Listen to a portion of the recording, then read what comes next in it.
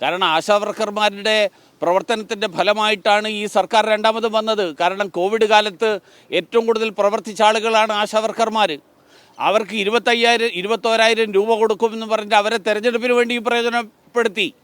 ഇപ്പോൾ അവരെ പറ്റിക്കുന്നത്, അവർക്ക് കൊടുക്കാതിരിക്കുന്നത് മിതമായിട്ടുള്ള ഭാഷയിൽ പറഞ്ഞാൽ പറഞ്ഞു പറ്റിക്കലാണ്, അവരെ വഞ്ചിക്കലാണ്. അതുകൊണ്ട് സംസ്ഥാന സർക്കാർ കേന്ദ്രത്തിൻ്റെ തലയിൽ കെട്ടിവെച്ച് തലയൂരാൻ നടത്തുന്ന ശ്രമം, ആ ശ്രമം വിലപ്പോവില്ല എന്ന് സൂചിപ്പിക്കാൻ ഞാൻ ആഗ്രഹിക്കുകയാണ്. കേന്ദ്രം ഞങ്ങൾക്ക് തരാനുള്ളത് തന്നില്ല, അതുകൊണ്ടാണ് ഞങ്ങൾക്ക് ആശാവർക്കർമാർക്ക് അർഹമായിട്ടുള്ള ആനുകൂല്യങ്ങൾ നൽകാൻ കഴിയാത്തത് എന്നുള്ള പച്ചക്കള്ളം, ആ പച്ചക്കള്ളം തുടരെ ആവർത്തിക്കുകയാണ് കേരളത്തിലെ സർക്കാർ. ദേശീയ ആരോഗ്യ ദൗത്യത്തിൻ്റെ ഭാഗമായി, NHM ഫണ്ടിൻ്റെ ഭാഗമായി കേന്ദ്ര സർക്കാർ നൽകാനുള്ള മുഴുവൻ തുകയും കേരള സർക്കാരിന് നൽകിക്കഴിഞ്ഞു. മാത്രമല്ല അധിക തുക അടക്കം നൽകിയിട്ടുണ്ട്. ജനുവരി 29 വരെയുള്ള കണക്ക് പാർലമെൻറ്റിൽ വെച്ചത് നിങ്ങളുടെ എല്ലാവരുടെയും കയ്യിൽ കോപ്പി ഉണ്ടാവുമെന്ന് ഞാൻ വിശ്വസിക്കുകയാണ്.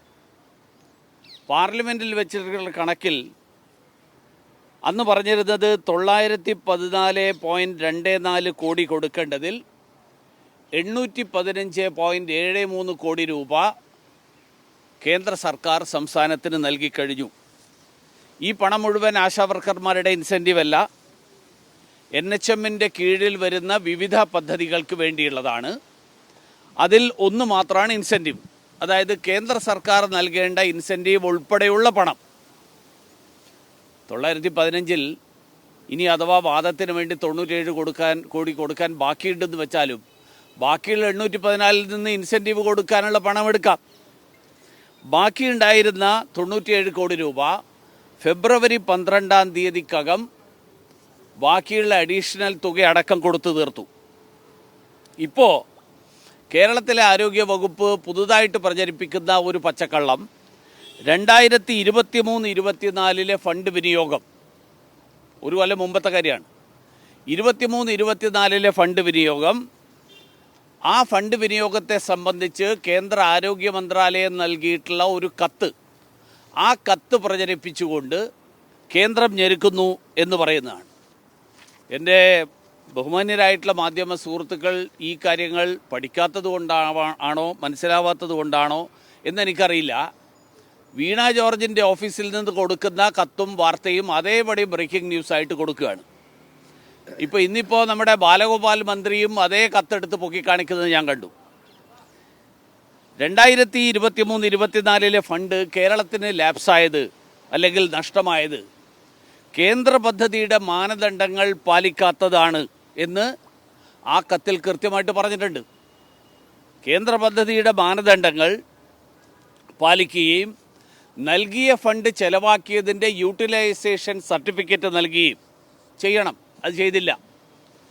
അത് ചെയ്യാത്തവർക്ക് കേരളത്തിലടക്കം, കേരളത്തിനുൾപ്പെടെ പഞ്ചാബ് ഉൾപ്പെടെ വിവിധ സംസ്ഥാനങ്ങൾക്ക്, ആ സംസ്ഥാനങ്ങൾക്കൊക്കെ ഈ പ്രശ്നം ഉണ്ടായിട്ടുണ്ട്. അതിനുശേഷം കേരളം പറഞ്ഞു ഞങ്ങൾ ആ മാനദണ്ഡങ്ങൾ പാലിക്കാം. പക്ഷേ ഞങ്ങൾ മാനദണ്ഡം പാലിക്കാമെന്ന് പറയുമ്പോഴേക്ക് ആ സാമ്പത്തിക വർഷം കഴിഞ്ഞു. സാമ്പത്തിക വർഷം കഴിഞ്ഞപ്പോൾ ആ ഫണ്ട് ലാപ്സായി. നിങ്ങൾക്ക് ഓർമ്മയുണ്ടാവും, UGC ശമ്പളത്തിൻ്റെ പേരിൽ 750 കോടി നഷ്ടമായി എന്ന് ബാലഗോപാൽ അടക്കം വന്നിട്ട് സ്ഥിരം പറയുന്നത്. ഈ 750 കോടി നഷ്ടമായത് എങ്ങനെയാണെന്നുള്ളത് ഞാൻ അന്ന് വിശദീകരിച്ചിട്ടുണ്ട്. കാരണം സംസ്ഥാന ഗവൺമെൻറ് കൊടുക്കേണ്ട കണക്കുകൾ, ആ കണക്ക് വർഷാവസാനത്തിനകം കൊടുക്കാത്തത് കൊണ്ട് ആ പണം തരാൻ നിർവാഹമില്ല.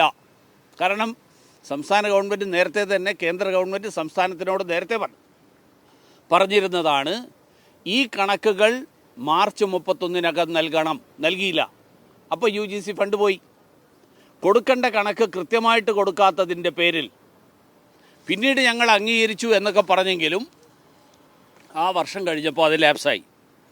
അതുകൊണ്ട് കേരള സർക്കാർ ചെയ്യേണ്ട ഉത്തരവാദിത്തം, ആ ഉത്തരവാദിത്തം നിറവേറ്റാതെ കേന്ദ്ര ഫണ്ട് ലാപ്സായത് കേന്ദ്രത്തിൻ്റെ ഞെരുക്കലാണ് എന്നൊക്കെ പറഞ്ഞ് പ്രചരിപ്പിക്കുന്നത് എല്ലാവരെയും എല്ലാ കാലത്തും മണ്ടന്മാരാക്കാം എന്ന് ആർക്കെങ്കിലും ധരിക്കുന്നതിൻ്റെ അടിസ്ഥാനത്തിലാണെങ്കിൽ കേരളത്തിലെ ജനങ്ങളെ അങ്ങനെ സ്ഥിരമായിട്ട് മണ്ടന്മാരാക്കാൻ കഴിയില്ല എന്ന് ഇനിയെങ്കിലും സംസ്ഥാന സർക്കാർ തിരിച്ചറിയണം.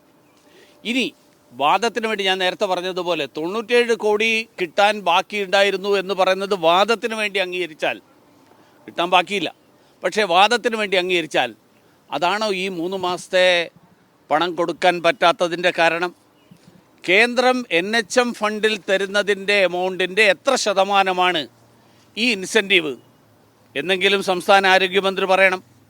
കാരണം ഇപ്പോൾ ഇന്നലെ സിക്കിമിൻ്റെ കാര്യത്തിൽ പറഞ്ഞു, സിക്കിം നൽകുന്ന ഇൻസെൻറ്റീവിനെ കുറിച്ച് പറഞ്ഞത് ഏതോ കോർഡിനേറ്റർ എഴുതി അറിയിച്ചു എന്നാണ്. പാർലമെൻറ്റിൽ വെച്ച മറുപടിയിൽ വളരെ കൃത്യമായിട്ട് പറഞ്ഞിട്ടുണ്ട്. സിക്കിം കൊടുക്കുന്നത് 10,000 ആണ്, ആന്ധ്രാപ്രദേശ് കൊടുക്കുന്നത് 10,000 ആണ്.